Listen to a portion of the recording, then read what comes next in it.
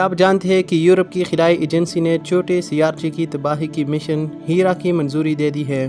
NASA چاند پر پانی کی تلاش کے لیے چاند گاڑی کو ٹیسٹ کر رہا ہے اور جاپان چاند کی مدار میں خلائی اسٹیشن کی تعمیر میں ناسا کی مدد کرے گا۔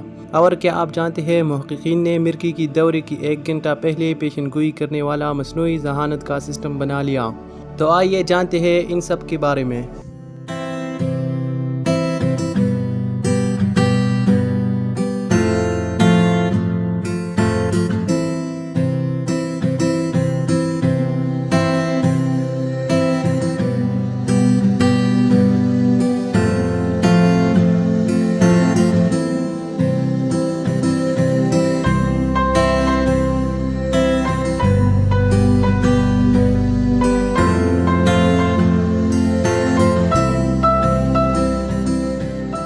یورپین اسپیس ایجنسی کی انچارج یورپی وزارت نے خلائی مشن ہیرا کی منظوری دے دی ہے۔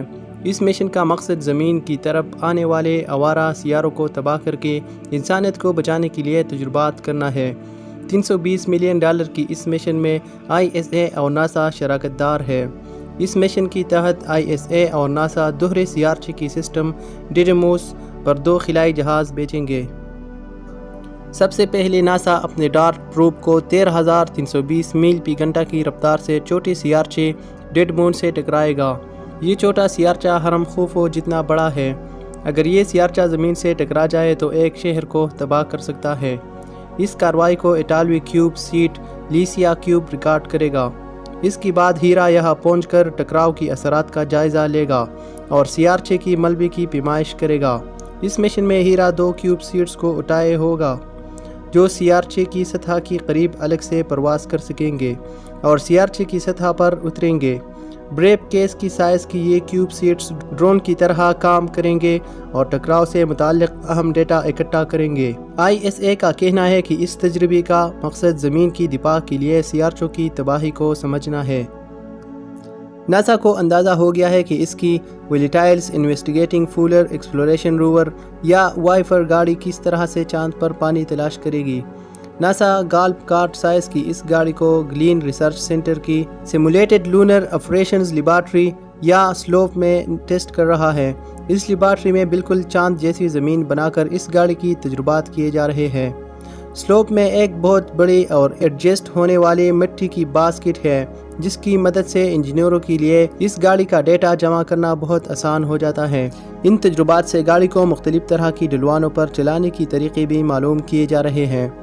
اس کی نتائج سے گاڑی کے لیے پاور کی ضروریات کا بھی پتہ چلے گا۔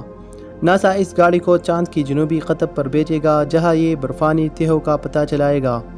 یہ گاڑی 4 سائنسی آلات کی مدد سے چاند کی سطح سے نمونے لے کر ان کا تجزیہ کرے گا۔ اس مشن میں دیکھا جائے گا کہ کیا چاند پر اتنا پانی ہے کہ مستقبل میں انسانی مشن کا گزارا ہو سکے۔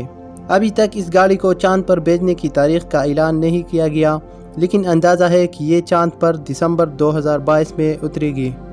جاپان کی خلائی ایجنسی نے ناسا کے ساتھ شراکت داری کی ہے جس کے تحت جاپانی ایجنسی چاند کی مدار میں ایک خلائی اسٹیشن بنائے گی۔ یہ اسٹیشن چاند پر اترنے والے پروازوں کے لیے ایک بیس اسٹیشن کا کام کرے گا۔ Japan aerospace exploration agency نے ایک بیان میں چاند کے پاس ایک گیٹ وے کی تعمیر کی تصدیق کی ہے۔ ناسا کی پارٹنرز کے طور پر جاپان تکنیکی مدد فراہم کرے گا۔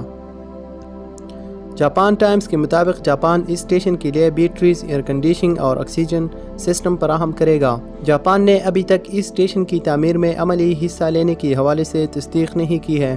جاپان نے اسٹیشن کی لاگت پر تحفظات ہے، اس حوالے سے کچھ فیصلہ بعد میں کی جائے گی۔ چاند کی گرد قائم اس خلائی اسٹیشن کو مریخ پر جانے والے مشن بھی استعمال کر سکیں گے۔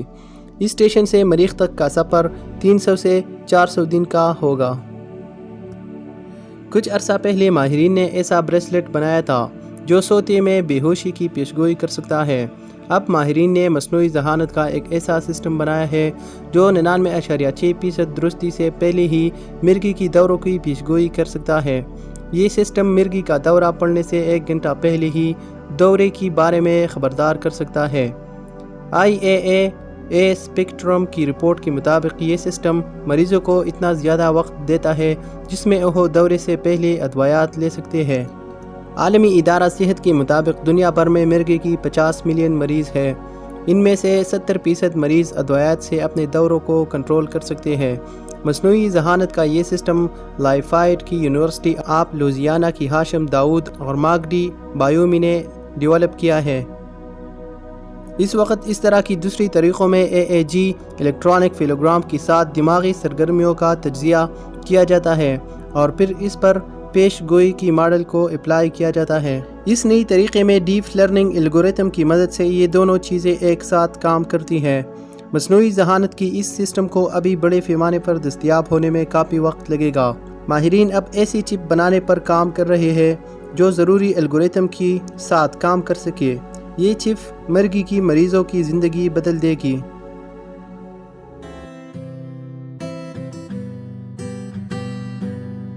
یہ تھی ہماری آج کی ویڈیو پسند آئے تو اپنے دوستوں کے ساتھ فیس بک واٹس ایپ پر شیئر کریں اور چینل کو سبسکرائب کر کے ساتھ گھنٹی کی نشان کو بھی دبا دیں۔ پھر ملیں گے ایک اور ویڈیو کے ساتھ، تب تک کے لیے اجازت دیجیے۔ Thanks for watching. اللہ حافظ۔